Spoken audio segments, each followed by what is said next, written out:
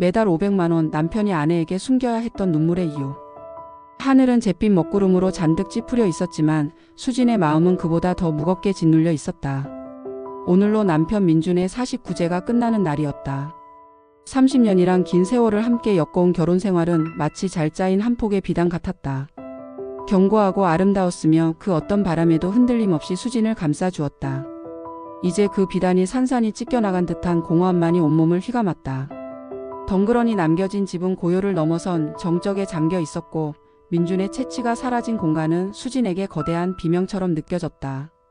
아침 일찍 절에서 돌아온 수진은 지친 몸을 이끌고 현관에 서서 깊은 한숨을 내쉬었다. 신발을 벗는 손길마저 무기력했다. 지난 49일 동안 그녀는 마치 영혼을 잃은 사람처럼 허공만을 응시하며 지냈다. 매일 밤 민준이 없는 차가운 침대에서 뒤척였고 그의 온기가 사라진 집은 텅 빈 동굴처럼 공명했다. 49제가 끝나는 날 비로소 그의 영혼이 이승의 모든 미련을 버리고 저승으로 편안히 떠났을 것이라 생각하니 가슴 한켠이 아련해지면서도 비로소 한숨 돌릴 수 있는 해방감도 찾아왔다. 이제 정말 홀로 남겨진 현실을 직시해야 하는 시간이었다. 거실 테이블 위에는 민준의 영정 사진이 말없이 웃고 있었다. 언제나처럼 따스하고 인자한 미소. 수진은 멍하니 사진을 바라보며 지난 30년간의 순간들을 필름처럼 되감았다. 처음 만났던 설렘, 결혼의 서약, 아이의 탄생, 소소한 일상의 행복, 그리고 마지막 이별의 순간까지. 민준은 완벽한 남편이었다. 자상하고 사려깊고 언제나 수진을 가장 먼저 생각하는 남자. 그의 존재는 수진의 삶의 중심이자 흔들림 없는 뿌리였다. 이제 그 뿌리가 뽑혀나간 채 수진은 홀로 덜렁 서 있는 마른 나무 같았다. 목구멍 깊은 곳에서 뜨거운 눈물이 솟구치려 했지만 이미 너무 많은 눈물을 흘린 탓인지 그마저도 메말라버린 듯했다.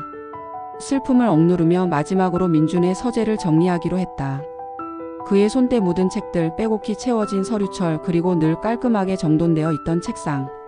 민준의 성격을 고스란히 보여주는 공간이었다. 그곳은 민준에게 있어 외부의 소란스러움으로부터 자신을 지키는 견고한 요새이자 지식과 사색의 보물창고였다. 서재 문을 열자 오래된 종이와 가죽책, 그리고 민준 특유의 은은한 로션 향이 섞인 공기가 수진의 코끝을 스쳤다. 마치 민준이 아직 그곳에 앉아 책을 읽고 있는 것만 같은 착각에 잠시 멈춰섰다. 수진은 조심스럽게 그의 책상 서랍을 열었다.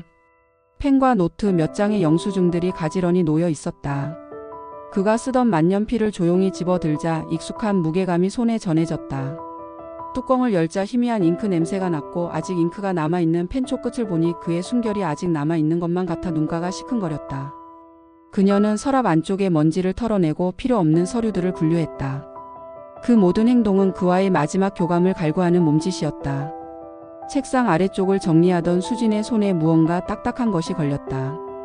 평생 민준의 서재를 드나들며 청소하고 정리했지만 한 번도 본 적 없는 물건이었다. 손으로 더듬어 찾아보니 책상 아래 깊숙한 곳에 고정된 듯한 낡은 금고가 드러났다. 벽과 책상 사이에 교묘하게 숨겨져 있어 눈에 띄지 않았던 것이다.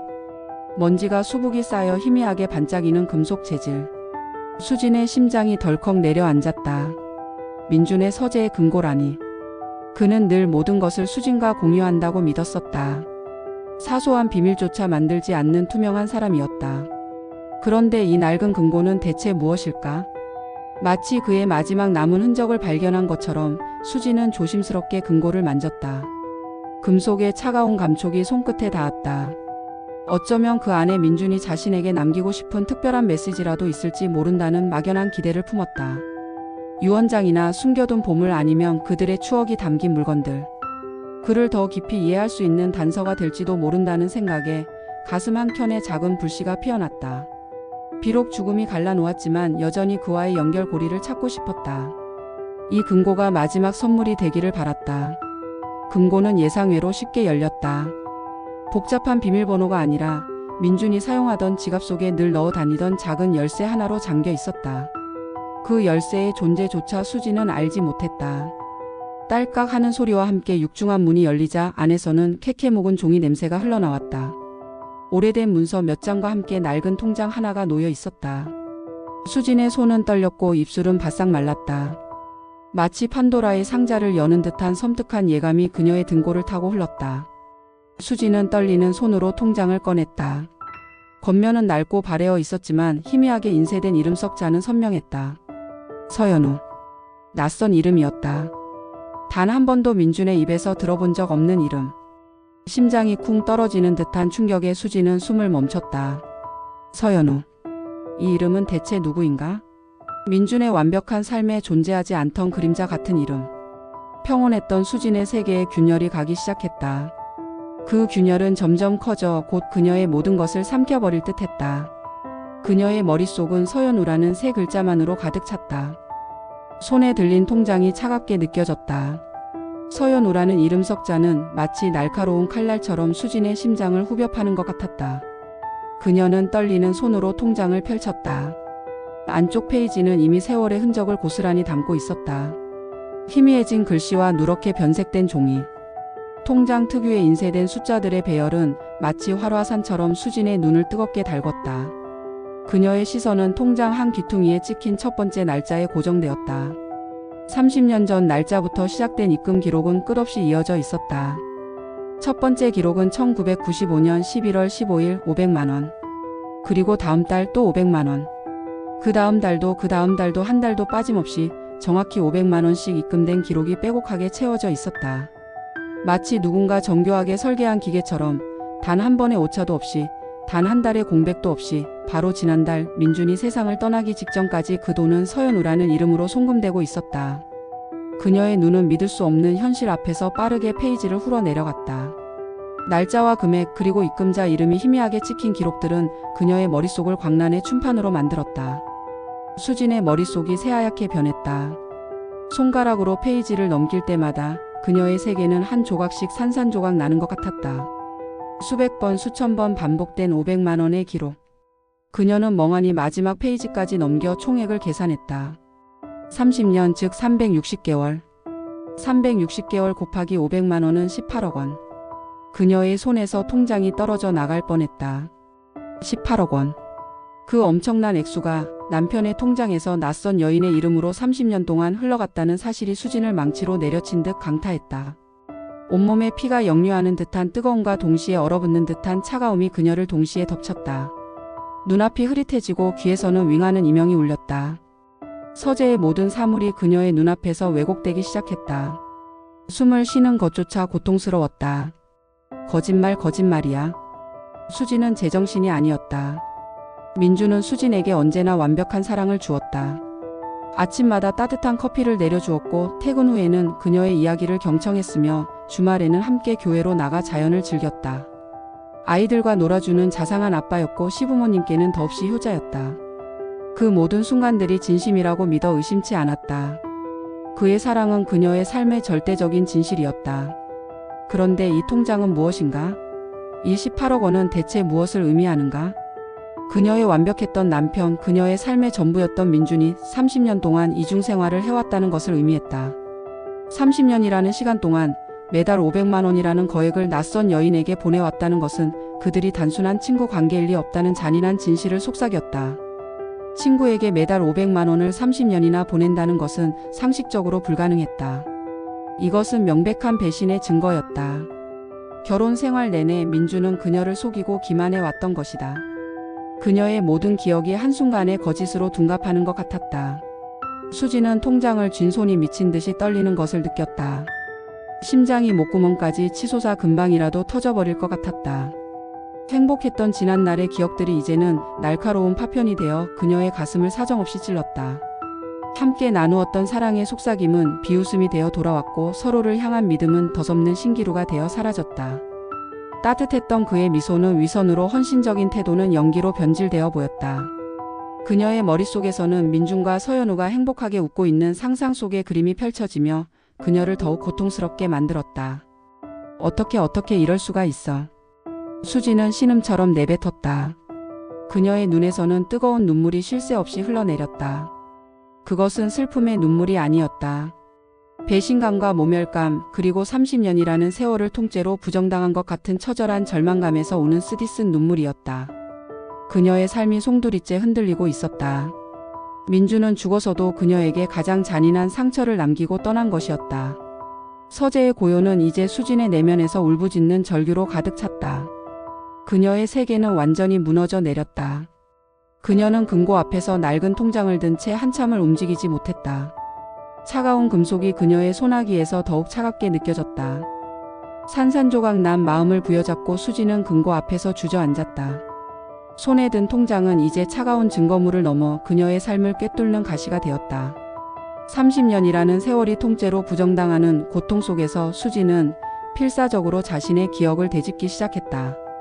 믿고 싶지 않은 현실 앞에서 그녀의 뇌는 퍼즐 조각을 맞추듯 과거 민준의 이해할 수 없었던 행동들을 하나둘씩 끄집어냈다. 그녀의 머릿속은 마치 폭풍우가 몰아치는 바다처럼 혼란스러웠지만 동시에 섬뜩할 정도로 명확하게 과거의 조각들을 연결하기 시작했다. 처음에는 흐릿하고 모호했던 기억들이 서연우라는 이름과 18억이라는 금액이 새겨진 통장을 통해 선명하게 윤곽을 드러내기 시작했다. 마치 안개 속에 가려져 있던 진실이 갑작스러운 바람에 의해 드러나는 것처럼 모든 것이 퍼즐처럼 맞춰지는 잔인한 깨달음이었다. 매년 특정 날만 되면 말없이 술을 마시던 모습. 수지는 민준이 결혼기념일이나 자신의 생일 외에는 특별히 기념일을 챙기는 사람이 아니었다는 것을 기억했다. 하지만 유독 매년 가을의 어느 날 민준은 퇴근 후 평소와 달리 말없이 혼자 술을 마셨다. 거실 불을 끄고 어두운 베란다에서 조용히 와인을 마시거나 서재에 틀어박혀 양주를 홀짝였다. 처음에는 직장에서 힘든 일이 있었거니 아니면 친구들과 모임에서 늦었거니 하고 대수롭지 않게 여겼다. 가끔은 무슨 일 있어? 라고 물으면 민준은 아니 그냥 좀 답답해서 라고만 하고는 더 이상 말을 잇지 않았다. 그 눈빛은 늘 깊은 슬픔에 잠겨 있었다. 당시에는 그저 남자들의 비밀스러운 감정쯤으로 치부하며 이해하려 노력했지만 이제 그 슬픔의 근원이 바로 서연우였을 것이라는 섬뜩한 확신이 들었다. 그는 그녀를 위해 매년 슬픔에 잠겨 술을 마셨던 것이리라. 아마도 그녀와의 기념일이었거나 아니면 그들의 관계가 시작된 날이었을 것이다. 옆에 있는 아내를 기만한 죄책감에 술을 마셨을 수도 있었다. 가끔씩 먼 곳을 보며 깊은 슬픔에 잠겨 있던 표정. 수지는 민준이 종종 창밖을 멍하니 바라보거나 저녁 식사 도중에도 갑자기 수저를 놓은 채 생각에 잠기곤 했던 것을 떠올렸다. 그의 눈빛에는 늘 어떤 회한과 설명할 수 없는 슬픔이 깃들어 있었다. 식탁에 앉아 맞은편에 앉은 그녀를 보고도 시선이 허공을 맴도는 듯한 순간들도 있었다. 무슨 생각해? 하고 물으면 그는 어색하게 웃으며 아니 아무것도 아니야. 당신은 뭘 그렇게 심각하게 보고 있어? 라며 화제를 돌리곤 했다. 당시에는 그저 인생의 무게나 가장으로서의 고뇌라고 생각했다. 어쩌면 가족을 부양하는 책임감에서 오는 슬픔일 수도 있다고 생각하며 오히려 그를 안쓰럽게 여겼었다. 하지만 이제 그 모든 순간들이 서연우와의 관계에서 오는 죄책감과 비밀의 무게 때문이었다는 것을 깨달았다. 그는 옆에 있는 아내를 속이고 있다는 죄책감과 다른 여인에게 묶여 있다는 답답함 사이에서 고뇌했던 것이 분명했다. 그의 슬픔은 그녀를 향한 것이 아니라 그들 관계의 비극 때문이었으리라. 설명 없이 자리를 비웠던 몇 번의 주말. 가장 강렬하게 수진의 기억을 파고든 것은 민준이 갑작스럽게 사라졌던 몇 번의 주말이었다. 한 번은 갑자기 회사 동료와 워크숍에 간다며 이틀 밤을 비웠고 또 한 번은 오랜 친구의 경조사에 참석해야 한다며 지방으로 내려갔다. 당시에는 민준이 늘 성실하고 가정에 충실했기에 그 몇 번의 외박을 의심하지 않았다. 오히려 혼자 다녀와서 미안해 라며 미안해하는 그를 보며 안쓰럽게까지 생각했다. 그는 외박을 할 때마다 꼭 그녀에게 비싼 선물이나 꽃을 사다 주곤 했다. 당시에는 바쁜 와중에도 날 잊지 않는구나 생각하며 감동했지만 이제 그 선물들은 죄책감을 덮으려는 위선적인 몸짓으로 보였다. 그러나 이제 그 모든 것이 서연우와의 미래를 위한 것이었다는 명백한 증거로 다가왔다. 지방 경조사, 회사 워크숍, 모두 완벽한 알리바이였다. 그 시간 동안 그는 다른 여자와 행복한 시간을 보내고 있었을 것이다. 그녀의 피가 거꾸로 솟는 듯 했다. 그의 미소, 그의 다정함, 그의 모든 행동들이 이제는 끔찍한 위선으로만 보였다. 지난 30년간의 삶이 통째로 거대한 거짓말 위에 세워졌다는 사실이 수진의 심장을 찢는 것 같았다. 그녀의 분노는 이미 주체할 수 없는 불길이 되어 활활 타오르고 있었다. 배신감은 그녀의 모든 이성을 마비시켰고 오직 서연우라는 이름만이 머릿속을 맴돌았다. 저 여자 때문에 내 삶이 이렇게 산산조각 났어. 저 여자가 내 남편을, 내 행복을 훔쳐간 거야. 수지는 이를 악물었다. 반드시 그 여자를 찾아내야 했다. 그리고 그녀의 눈을 똑바로 보고 물어야 했다. 왜 내 남편을 빼앗아 갔는지, 왜 내 인생을 이토록 처참하게 유린했는지. 복수심이 그녀의 심장을 지배하기 시작했다. 그녀의 심장은 맹렬하게 울렁거렸고 손끝은 차갑게 식어갔다. 서재에 주저앉아 통장을 든 채 수없이 많은 밤을 지새웠다. 분노와 절망 그리고 배신감의 파도 속에서 수지는 잠 못 이루는 나날을 보냈다. 그녀의 눈은 충혈되었고 얼굴은 해골처럼 변해갔다. 민준의 영정 사진은 더 이상 따스한 위로가 아니었다. 그의 미소는 비웃음처럼 느껴졌고 그의 부재는 그녀를 기만한 남자의 비겁한 도피처처럼 보였다. 수진의 마음속에는 이제 오직 한 가지 생각만이 선명하게 자리 잡았다. 서연우를 찾아내야 한다. 내 남편의 인생을, 그리고 지난 30년간의 나의 행복을 통째로 훔쳐간 그 여자의 얼굴을 직접 확인해야만 했다. 그게 그녀의 마지막 남은 삶의 목적 같았다. 며칠 동안 수지는 거의 아무것도 먹지 못했다. 목구멍으로 넘어가는 모든 것이 쓰게 느껴졌고 물 한 모금조차 마시기 힘들었다. 그녀의 얼굴은 창백하게 질렸고 눈빛은 깊은 광기와 함께 날카롭게 번득였다. 그녀는 더 이상 슬픔에 잠긴 나약한 여인이 아니었다. 모든 것을 빼앗긴 채 복수를 갈망하는 전사처럼 변해 있었다. 그녀의 손에는 여전히 낡은 통장이 쥐어 있었다. 그 통장이야말로 서연우의 존재를 증명하는 유일한 단서였다. 그것은 그녀의 무기이자 동시에 그녀를 갉아먹는 독약과도 같았다. 통장의 마지막 페이지에는 서연우라는 이름과 함께 그녀의 주소가 작은 글씨로 인쇄되어 있었다. 아마도 송금 내역을 확인하기 위한 수취인의 정보일 터였다. 수지는 펜을 꺼내 그 주소를 또렷한 글씨로 노트에 옮겨 적었다. 손끝이 떨렸지만 그녀의 의지는 흔들림 없었다. 떨림은 분노에서 오는 것이었다. 이 주소 하나로 찾을 수 있을까? 수지는 당장이라도 달려가고 싶었지만 무작정 찾아가는 것은 현명한 방법이 아니라는 것을 직감했다. 흥분한 상태로 덤벼들어봤자 얻을 수 있는 것은 없다는 냉철한 이성이 그녀의 머리 한편에 남아 있었다. 그녀는 먼저 통장에 적힌 은행을 찾아갔다. 민준의 아내라는 신분을 밝히고 이 통장의 주인인 서연우에 대해 조심스럽게 물었다. 물론 개인 정보라며 자세한 내용은 알려줄 수 없다는 답이 돌아왔지만 수지는 포기하지 않았다. 그녀는 몇몇의 인맥을 동원하고 인터넷 검색을 통해 단서들을 조합하기 시작했다. 오래된 집원을 대조하고 주변 상가 주인들에게 조심스럽게 탐문하기도 했다. 그녀의 모든 시간과 에너지는 서연우라는 이름 석 자에 오롯이 집중되었다. 밤낮 없이 매달린 끝에 마침내 수지는 작고 평범한 단독주택 하나를 특정할 수 있었다. 서울 근교의 오래된 주택가에 자리 잡은 그 어디에서나 볼 수 있는 소박한 집이었다. 붉은 벽돌의 외벽 작은 마당에는 철쭉이 시들어가고 있었다. 낡고 정돈되지 않은 모습이었다. 이토록 평범한 곳에 내 남편의 30년을 삼켜버린 여자가 살고 있다는 사실이 믿기지 않았다. 화려하고 사치스럽고 어쩌면 고급 아파트에 살고 있을 거라 상상했던 수지는 오히려 이 소박함에 더 큰 모멸감을 느꼈다. 어쩌면 민주는 이 여자를 위해 저런 평범한 쌍까지 보장해 주었던 것인가. 겉으로는 티 내지 않고 뒤로는 낯선 여자와 가정을 꾸려준 것이나 다름없었다. 수지는 차를 몰고 그 집 앞을 몇 번이고 서성였다. 혹시나 그녀가 외출이라도 할까 싶어 기다렸지만 아무도 모습을 드러내지 않았다. 1시간, 2시간 시간이 흐를수록 그녀의 분노는 더욱 응축되었다. 더 이상 기다릴 수 없었다. 이 감정의 덩어리를 직접 마주하여 터뜨려야만 했다. 차 안에서 거울을 보았다. 자신의 얼굴은 이미 낯선 사람의 것이 되어 있었다. 깊게 패인 다크서클, 핏발선 눈동자, 굳게 담은 입술.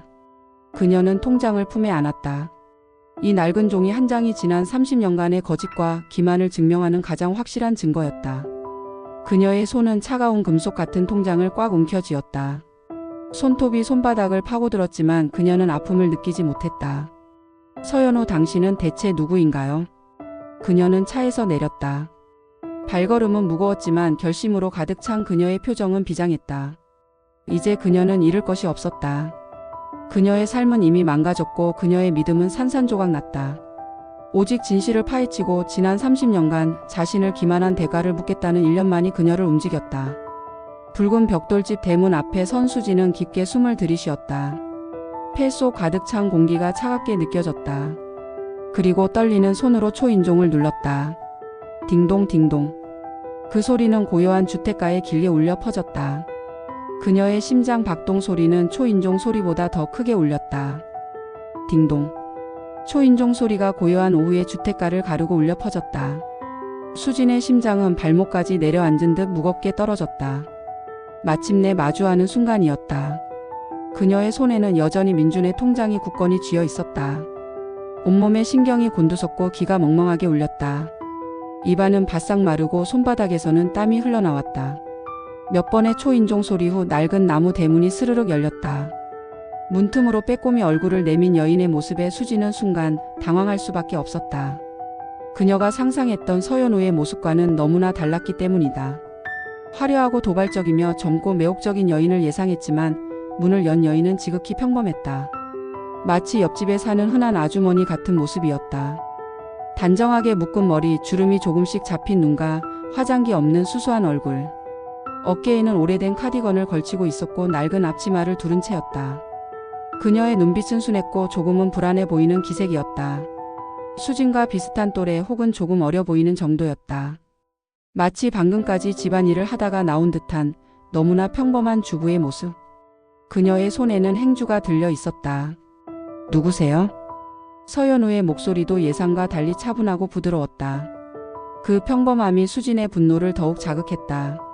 이토록 볼품없는 여자가 내 남편의 30년을 내 삶을 송두리째 훔쳐갔단 말인가? 어쩌면 이 평범함이 민준을 유혹하는 가장 큰 무기였을지도 모른다는 역겨운 생각이 들었다. 그녀의 심장 속에서 끓어오르던 용암 같은 분노가 이젠 뜨거운 증기가 되어 터져 나올 지경이었다. 순간적인 당황스러움을 딛고 수진의 얼굴에는 다시금 격앙된 분노가 치밀어 올랐다. 그녀는 더 이상 주저하지 않았다. 복받쳐 오르는 감정을 주체하지 못하고 손에 든 통장을 서연우의 발치에 내던지듯 던졌다. 통장은 차가운 대리석 바닥에 탁 하고 부딪히며 미끄러졌다. 그 소리는 고요한 오후를 깨뜨리는 날카로운 비수 같았다. 당신이군요. 서연우 씨. 수진의 목소리는 분노로 인해 날카롭게 떨렸다. 숨을 헐떡이며 말을 이었다. 그녀의 눈은 불꽃처럼 이글거렸다. 30년 동안 내 남편을, 민준 씨를, 내 인생을 좀먹은 여자가 바로 당신이었군요. 수진의 격앙된 비난에 서연우는 영문을 모르겠다는 듯 혼란스러운 표정을 지었다. 그녀의 눈빛은 갑작스러운 상황에 대한 당황스러움과 함께 수진의 낯선 얼굴에 대한 경계심으로 가득 차 있었다. 그녀는 한 걸음 물러서며 수진을 응시했다. 행주를 든 손이 미세하게 떨렸다. 죄송하지만 무슨 말씀을 하시는 건지 모르겠네요. 그리고 누구신지. 서연우는 바닥에 떨어진 통장을 흘끗 보았지만 그 의미를 아직 파악하지 못한 듯 했다. 그저 오래된 통장이라고 생각하는 모양이었다. 수지는 코웃음을 쳤다. 그 모습이 더욱 가증스럽게 느껴졌다. 모르겠다고요? 이 통장을 보시죠. 당신 이름으로 30년 동안 매달 500만 원씩 총 18억 원이 입금된 이 통장. 내 남편 민준이 당신에게 보낸 피 같은 돈이에요. 당신 이름 석자가 또렷이 찍혀 있는데 발뺌할 생각 마세요. 수지는 더 이상 참지 못하고 민준의 서재에서 터져 나왔던 절규와 배신감을 토해내듯 쏟아냈다. 그녀의 말은 칼날처럼 서연우를 향해 날아갔다. 서연우는 수진의 말을 듣는 순간, 그리고 바닥에 놓인 통장의 표면에 찍힌 자신의 이름을 자세히 보았을 때 그녀의 얼굴에서 핏기가 싹 가시는 것을 수지는 똑똑히 보았다. 마치 온몸에 피가 순간적으로 얼어붙어버린 듯한 반응이었다. 그녀의 눈동자가 흔들리기 시작했다. 충격과 두려움 그리고 거부할 수 없는 어떤 사실을 마주한 듯한 표정이었다. 그녀의 굳어버린 얼굴은 하얗게 질렸고 입술은 미세하게 떨리고 있었다. 그녀는 통장으로부터 시선을 떼지 못한 채 마치 덫에 걸린 동물처럼 온몸이 경직되었다. 찰나의 순간이었지만 그 안에는 모든 것을 아는 듯한 절망감이 스쳐 지나갔다. 수지는 그녀의 반응을 보며 자신의 의심이 틀리지 않았다고 확신했다. 그리고 그 확신은 그녀의 분노를 더욱 증폭시켰다. 이제 이 여인에게 모든 진실을 들을 차례였다. 그녀의 심장은 복수심으로 가득 차 있었다. 서연우의 얼굴은 이제 완전히 새하얗게 질려 있었다. 바닥에 놓인 통장은 마치 뜨거운 인두처럼 그녀의 존재를 지져버리는 듯했다. 그녀의 눈빛은 공포와 함께 깊은 슬픔이 뒤섞여 있었다. 수진의 격렬한 비난에 그녀는 아무런 대꾸도 하지 못하고 그저 입술만 파르르 떨었다. 쥐고 있던 행주는 바닥으로 떨어졌다. 말해봐요. 대체 민준 씨랑 무슨 관계였어요? 30년 동안 이 돈을 받으면서 내 남편을 이용한 거예요? 아니면 당신이 내 남편을 유혹한 건가요? 죽은 사람이라 말이 없으니 이렇게 모른 척하는 건가요? 수진의 목소리는 거의 절규에 가까웠다. 서연우는 겨우 떨리는 손을 들어 통장을 집어들었다.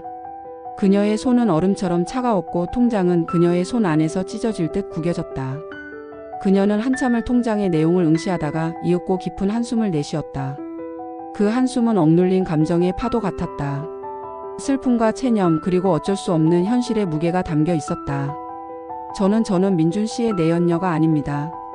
서연우의 목소리는 신라처럼 가늘었지만 그 안에는 강한 부정이 담겨 있었다. 그러나 수진에게는 그 말이 거짓말처럼 들렸다. 내연녀가 아니면 30년 동안 18억 원을 받은 싸이라는 게 말이 돼요. 대체 무슨 관계인데요? 당신이 모르는 척할수록 더 추악해질 뿐이에요. 서연우는 고개를 떨구었다. 그녀의 어깨가 미세하게 들썩였다.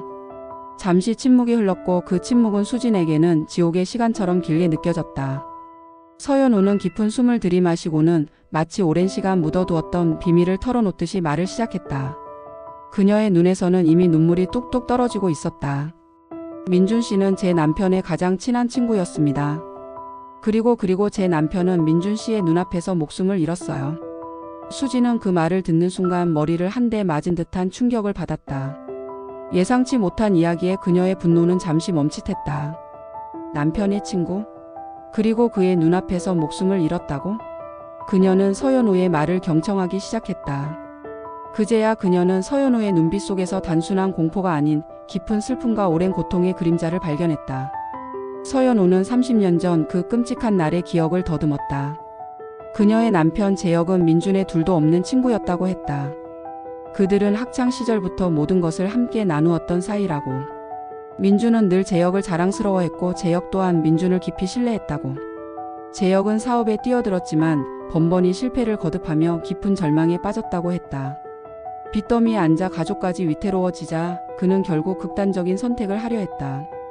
삶의 모든 희망이 사라진 듯 그는 홀로 어둠 속을 헤매었다. 그날 재혁 씨는 민준 씨를 찾아갔어요. 마지막이라는 생각으로 모든 걸 털어놓으려고. 민준 씨는 필사적으로 재혁 씨를 말렸죠. 너 혼자 모든 걸 짊어지려 하지 마라. 우리가 있잖아. 내가 어떻게든 도와줄게. 라고. 서연우의 목소리는 그때의 절박함이 고스란히 묻어났다. 그녀는 마치 그날의 민준과 재혁을 눈앞에서 보는 듯 생생하게 묘사했다. 하지만 절망에 사로잡힌 재혁은 친구의 만류에도 불구하고 끝내 한강 다리 위에서 몸을 던지려 했다고 했다. 민준은 재혁을 붙잡기 위해 필사적으로 매달렸고 두 남자는 위태롭게 난간에 매달려 몸싸움을 벌였다. 민준은 재혁을 살리려 발버둥 쳤지만 이미 죽음을 결심한 친구의 저항은 상상 이상이었다. 결국 민준 씨가 재혁 씨를 끌어올리려다 그만. 서연우는 더 이상 말을 잇지 못하고 흐느꼈다. 그날의 사고는 순식간에 일어났다. 민준이 재혁의 손을 잡고 끌어올리려는 순간 재혁은 오히려 자신의 손을 뿌리치고 난간 아래로 떨어져 버렸다고 했다. 민준의 눈앞에서 그의 가장 친한 친구가 스스로 목숨을 끊은 것이었다. 민준은 필사적으로 뛰어들었지만 이미 늦은 후였다. 차가운 강물은 재혁의 몸을 순식간에 삼켜버렸다. 그날 재혁 씨는 민준 씨에게 마지막 말을 남겼다고 해요. 민준 씨가 겨우 그의 손을 잡고 있을 때 그의 눈을 보면서 서연우는 눈물을 닦으며 말을 이었다. 그녀의 목소리는 이제 더욱 희미해졌다. 민준아, 내 아내와 아이를 부탁한다. 그 말과 함께 재혁은 차가운 강물 속으로 사라졌다. 민준은 필사적으로 뛰어들었지만 이미 늦은 후였다. 그날 이후 민준은 깊은 죄책감과 슬픔에 사로잡혔다고 서연우는 말했다. 친구를 구하지 못했다는 자책감과 친구의 마지막 유언을 지켜야 한다는 강박감에 시달렸다는 것이다. 그는 그날의 악몽에서 평생 벗어나지 못했다고 서연우는 전했다. 수지는 그 모든 이야기를 듣는 동안 온몸에 피가 식는 듯한 충격을 받았다. 민준의 눈앞에서 벌어진 친구의 죽음, 그리고 그 죽음이 남긴 마지막 유언. 이 모든 것이 그녀가 상상했던 불륜과는 너무나도 동떨어진 비극적인 진실이었다. 그녀는 입을 다문 채 서연우를 멍하니 바라보았다. 그녀의 분노는 이제 거대한 혼란 속으로 가라앉고 있었다. 배신감이 증발한 자리에 이해할 수 없는 슬픔과 동정심이 고개를 들었다. 온몸에 힘이 빠져나가는 듯한 기분이었다. 서연우의 떨리는 고백은 수진의 세계를 또 한 번 산산조각 냈다. 하지만 이번에는 배신과 분노가 아닌 가늠할 수 없는 슬픔과 경외심으로 인한 것이었다. 18억 원의 돈은 불륜의 대가가 아니었다. 그것은 친구를 지키지 못했다는 뼈아픈 죄책감과 내 아내와 아이를 부탁한다는 친구의 마지막 유언을 지키기 위한 민준의 30년간의 책임감이자 고통의 무게였다. 거대한 진실이 그녀의 머리 위로 쏟아져 내렸다. 수진의 뇌리에는 서연우의 말이 메아리쳤다. 민준아, 내 아내와 아이를 부탁한다. 그 짧은 문장이 지닌 무게가 얼마나 무거웠을까. 사랑하는 아내와 어린 자식을 남겨두고 절망 속에 쓰러져간 친구의 마지막 외침. 민준은 자신의 눈앞에서 친구를 잃었다는 죄책감에 평생 시달렸을 것이다. 그리고 그 친구의 마지막 간청을 자신의 평생 숙명으로 받아들였을 터였다. 30년이라는 긴 세월 동안 단 한 번도 빠짐없이 매달 500만 원을 보내왔다는 것은 그 약속을 지키기 위한 그의 굳건한 의지와 고통스러운 책임감을 증명하는 것이었다. 그것은 단순한 돈이 아니었다. 민준의 삶을 짓누르던 거대한 짐이었다. 수진은 민준의 지난 30년을 다시 떠올렸다. 그녀가 배신의 증거라고 생각했던 모든 것들이 이제는 다른 의미로 해석되기 시작했다. 퍼즐 조각들이 제자리를 찾아가듯 모든 오해들이 풀렸다. 매년 특정 날만 되면 말없이 술을 마시던 모습. 그것은 서연우와의 미래 때문이 아니라 친구 재혁의 기일을 기억하며 그를 추모하고 죄책감에 몸부림치던 민준의 슬픈 의식이었다. 그는 그날만큼은 사랑하는 아내에게조차 말할 수 없는 아픔을 혼자 견뎌내며 술로 달랬던 것이다. 술잔 속에 비치던 그의 눈빛은 슬픔으로 가득 차 있었고 그 고통을 홀로 사귀는 그의 모습이 이제는 사무치도록 안쓰럽게 다가왔다. 가끔씩 먼 곳을 보며 깊은 슬픔에 잠겨 있던 표정. 그것은 또 다른 여인에 대한 그리움이 아니라 친구의 죽음에 대한 회한과 홀로 짊어진 약속의 무게 때문이었을 것이다. 그는 수진과 함께 행복한 순간에도 마음 한구석에는 늘 친구에 대한 미안함과 책임감이 자리 잡고 있었으리라. 그의 시선은 현실의 풍경을 넘어 30년 전 그 다리 위로 향하고 있었을 것이었다. 설명 없이 자리를 비웠던 몇 번의 주말. 그 시간들은 미래가 아니라 어쩌면 서연우와 그녀의 아이를 몰래 찾아가 살펴보고 그들이 잘 지내고 있는지 확인하는 시간이었을지도 모른다는 생각이 들었다. 그는 자신의 가족에게는 말할 수 없는 이 비밀스러운 의무를 홀로 수행해왔던 것이다. 아내에게 들킬까 노심초사하며 그러나 친구와의 약속을 저버릴 수 없어 갈등하던 그의 모습이 눈앞에 선명하게 그려졌다. 그가 선물했던 비싼 꽃과 선물들은 그녀에 대한 죄책감의 표현이 아니라 홀로 짊어진 비밀 때문에 아내에게 충분히 집중하지 못하는 자신에 대한 미안함의 표현이었을지도 몰랐다. 민준은 그 거대한 비밀을 아내인 수진에게조차 나누지 못했다. 왜 그는 이 엄청난 짐을 홀로 짊어져야만 했을까? 수진은 그 이유를 어렴풋이 짐작할 수 있었다. 민준은 자신에게 닥친 비극적인 사건이 수진의 삶에 그림자를 드리울까 염려했을 것이다. 사랑하는 아내가 친구의 죽음과 그로 인한 재정적 책임감으로 인해 고통받는 것을 원치 않았을 것이다. 어쩌면 민준은 수진이 그 사실을 알게 되면 너무나 힘들어할 것이라고 생각했을 수도 있다. 그는 그저 묵묵히 홀로 모든 것을 감당하며 수진에게는 늘 밝고 흔들림 없는 남편의 모습만을 보여주려 했던 것이다. 수진의 행복을 지키기 위해 자신의 고통을 숨기는 것을 선택한 것이다. 수진의 눈에 민준의 모습이 다시 그려졌다. 아침에 웃으며 그녀의 이마에 입 맞추고 출근하던 모습, 힘들었던 하루를 그녀의 어깨에 기대어 쉬던 모습, 아이와 함께 환하게 웃던 모습, 그 모든 순간들이 이제는 새로운 빛깔로 다가왔다. 그의 헌신과 사랑은 거짓이 아니었다. 오히려 상상할 수 없는 깊이와 고통을 감내하며 지켜온 더욱 위대한 사랑이었다. 그녀의 삶은 거짓이 아니었다. 민준의 사랑은 진실이었다.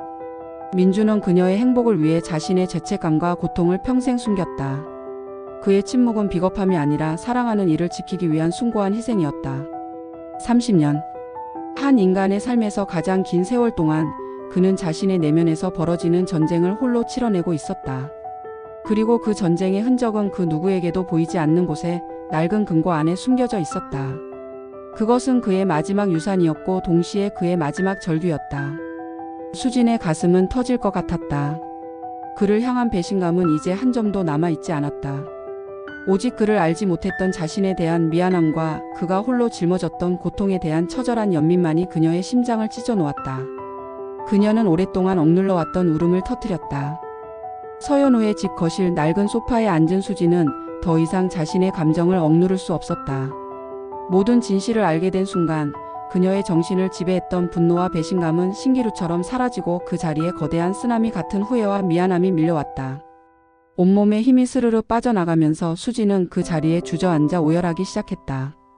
통곡 소리가 거실을 가득 메웠고 그녀의 어깨는 격렬하게 들썩였다. 민준이 홀로 짊어져야 했던 깊은 슬픔과 고독.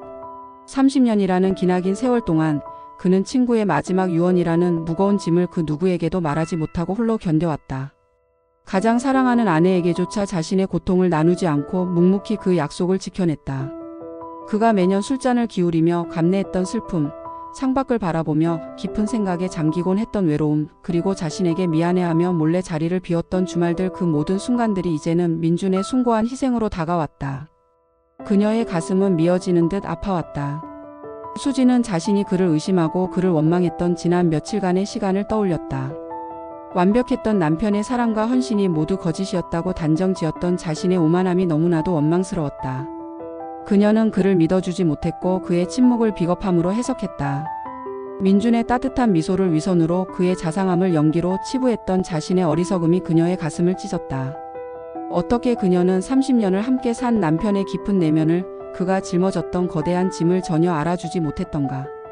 그녀는 그저 보이는 대로만 판단했던 것이다. 미안해 민준아, 정말 미안해. 내가 당신을 그렇게밖에 몰라줘서 정말 미안해. 그녀는 연신 중얼거렸다. 그녀의 손은 자신의 가슴을 사정없이 쳤다. 자신의 어리석음과 무지에 대한 자책이었다. 남편에 대한 배신감은 이제 그를 이해하지 못했다는 처절한 미안함과 깊은 후회로 완전히 바뀌었다. 그녀의 눈에서는 뜨거운 눈물이 쉴 새 없이 흘러내려 소파를 적셨다.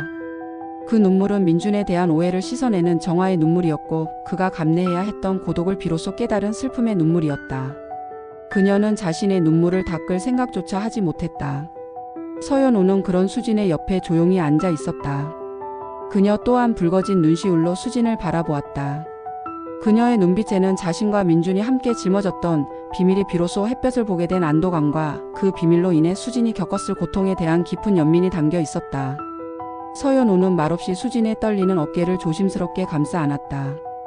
차갑게 얼어붙었던 두 여인의 관계는 민준이라는 한 남자의 희생과 침묵이라는 충격적인 진실 앞에서 비로소 녹아내리기 시작했다.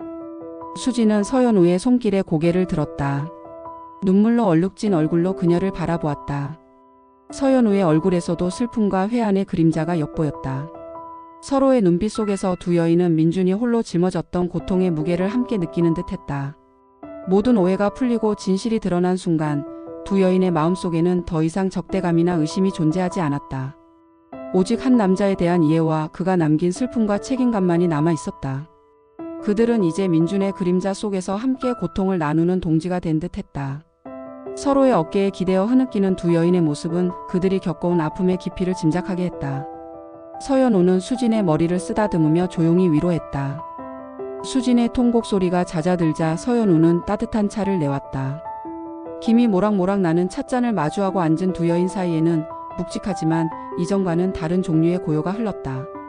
더 이상 날 선 적대감은 없었고 오직 민준이라는 이름으로 이어진 깊은 슬픔과 이해만이 자리 잡고 있었다. 거실 창밖으로는 어느새 노을이 붉게 물들고 있었다. 미안해요. 제가 너무 오해했어요.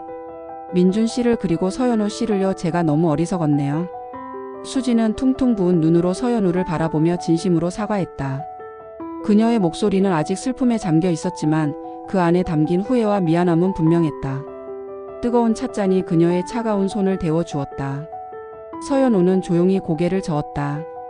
그녀의 눈가에도 다시금 눈물이 고였다. 아니에요. 제가 오히려 죄송합니다. 민준 씨가 끝까지 비밀로 하고 싶어 했던 걸 제가 이렇게. 그녀는 말을 잇지 못하고 입술을 깨물었다. 그녀 역시 이 비밀을 혼자 짊어지고 사는 것이 결코 쉽지 않았을 터였다. 민준에게 부담을 주지 않으려 노력했고 그의 아내에게 혹시라도 해를 끼칠까 늘 노심초사했을 것이다. 두 여인은 서로의 상처를 보듬으며 민준에 대한 기억을 나누기 시작했다. 서연우는 민준 덕분에 아이를 무사히 키울 수 있었다며 눈물로 진심 어린 고마움을 전했다. 그녀의 목소리에는 그동안 억눌러왔던 감사의 무게가 고스란히 담겨 있었다. 재혁 씨가 떠난 후 저는 정말 살아갈 힘조차 없었어요.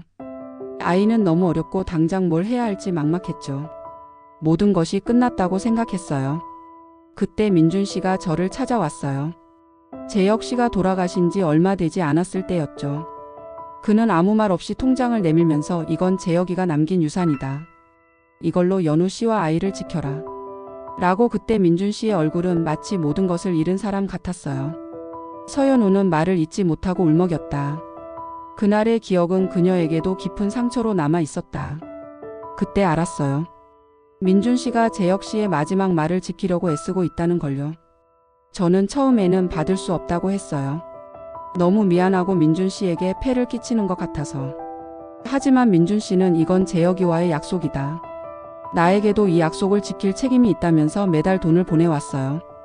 단 한 번도 어기지 않았죠. 그 덕분에 제가 아이를 무사히 키우고 지금껏 살아올 수 있었어요. 민준 씨는 제 아들에게 아빠 같은 존재였어요. 서연우는 고개를 숙이며 민준에 대한 깊은 감사와 미안함을 토로했다. 민준이 자신을 위해 얼마나 큰 짐을 짊어졌는지 그녀 또한 늘 마음 한편에 그 고통을 느끼고 있었던 것이다. 그녀는 민준의 침묵이 얼마나 고통스러웠을지 이해하고 있었다. 수지는 그 말을 들으며 민준의 숨겨진 희생의 깊이를 다시 한번 깨달았다. 그는 친구의 아내에게까지 짐을 지우고 싶지 않아 재혁의 유산이라는 명분으로 그녀의 부담을 덜어주려 했던 것이다. 자신의 고통은 숨기고 다른 이들의 고통은 보듬으려 했던 그의 숭고한 마음이 수진의 가슴을 저몄다. 그는 진정으로 대의를 위해 자신을 희생할 줄 아는 사람이었다. 저도 정말 미안해요. 민준 씨의 그렇게 무거운 짐을 30년 동안 함께 살아오면서도 전혀 알아주지 못하고 오히려 그를 의심하고 원망했어요. 제가 얼마나 어리석었는지 민준 씨는 저에게 가장 완벽한 사람이었지만 저는 그 완벽함 뒤에 숨겨진 그의 슬픔을 보지 못했어요. 제가 더 그를 깊이 이해했어야 했는데. 수진은 흐느끼며 서연우의 손을 잡았다. 서연우는 수진의 손을 맞잡으며 조용히 고개를 끄덕였다. 그녀의 손은 따뜻했고 그 안에는 깊은 공감과 위로가 담겨 있었다. 서로 다른 삶을 살아온 두 여인은 민준이라는 한 남자가 남긴 아픔과 사랑 안에서 비로소 서로를 이해하고 용서했다. 그들은 민준이 남긴 슬픔의 무게를 이제 함께 나누어 지게 되었다는 것을 느꼈다. 두 여인의 눈빛 속에는 더 이상 과거의 오해나 비난은 없었다. 오직 민준에 대한 그리움과 존경, 그리고 서로에 대한 깊은 연대감만이 조용히 흐르고 있었다. 두 손을 맞잡은 그들의 손은 따뜻했고 그 온기는 서로의 상처를 치유하는 작은 위로가 되었다. 그들은 어둠이 깔린 창밖을 바라보며 민준의 삶과 그들의 새로운 인연에 대해 이야기했다. 며칠이 흘렀다. 그동안 수진의 마음은 폭풍우가 지난 후에 바다처럼 고요해졌다. 격렬했던 분노와 절망 그리고 뒤이은 처절한 후회와 미안함은 이제 맑고 투명한 슬픔으로 정화되었다. 민준에 대한 모든 오해가 풀린 후 그녀는 비로소 남편의 진짜 모습을 마주할 수 있었다. 그는 완벽한 남편이었지만 동시에 감당할 수 없는 무게를 홀로 짊어진 고독한 영웅이었다. 그녀는 더 이상 그의 죽음을 원망하지 않았다. 이제는 그가 고통 없는 곳에서 편히 쉬기를 진심으로 바랐다.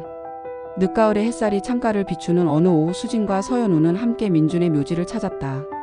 쓸쓸한 바람이 불어왔지만 그들의 마음속에는 따뜻한 연대감이 피어나 있었다. 민준의 묘비는 단정하고 조용했다.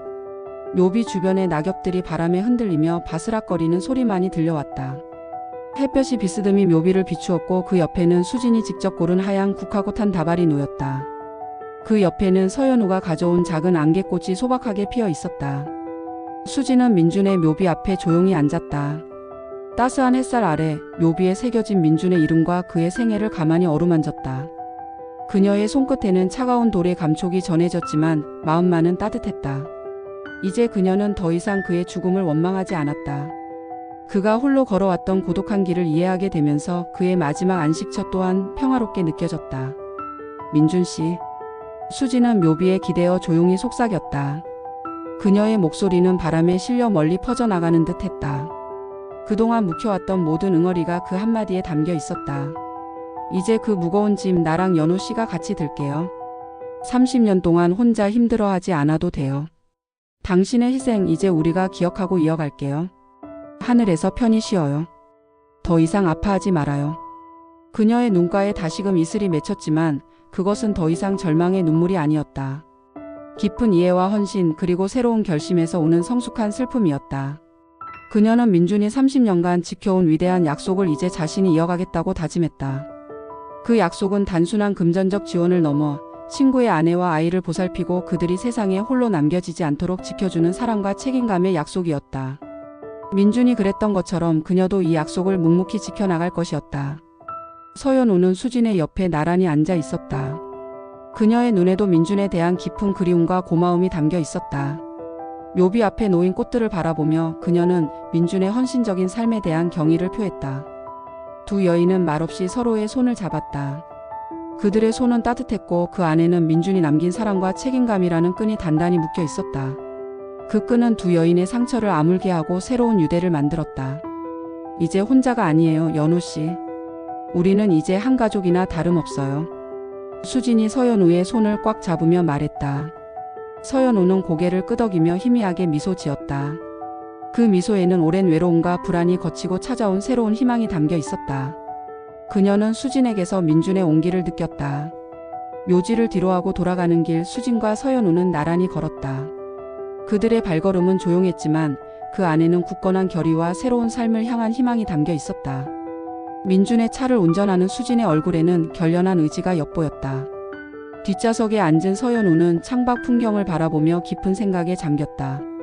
두 여인은 민준이 남긴 슬픔과 약속을 통해 맺어진 기묘한 인연이었다. 그리고 그 인연은 이제 새로운 의미로 재탄생하여 앞으로의 삶을 함께 걸어갈 든든한 동반자가 될 터였다. 수진은 더 이상 삶의 허무함에 시달리지 않았다. 그녀의 삶은 민준의 숭고한 약속을 계승하며 새로운 목적을 찾았다. 그녀는 이제 민준이 그토록 사랑했던 두 가족을 이어주는 든든한 다리가 될 것이었다. 하늘에 민준이 흐뭇하게 미소 지을 수 있도록 두 여인은 늦가을의 바람 속에서 서로에게 의지하며 새로운 삶을 향한 조용하지만 힘찬 첫걸음을 내디뎠다. 그들의 앞날에는 민준의 위대한 사랑이 영원히 함께할 터였다. 그들은 함께 미래를 향해 나아갔다.